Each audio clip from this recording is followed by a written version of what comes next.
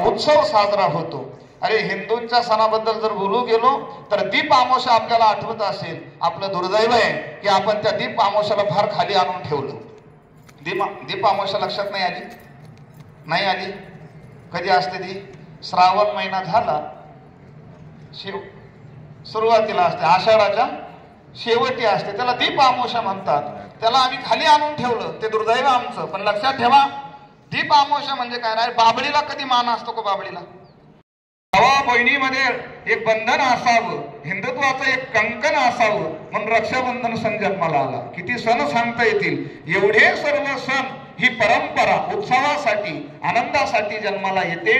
आणि त्या सण परंपरेमध्ये गुढीपाडवा हा असा विशेष सण ह्या वर्षी आपण परंपरेनं साजरा करत आहात। आनंद वाटला।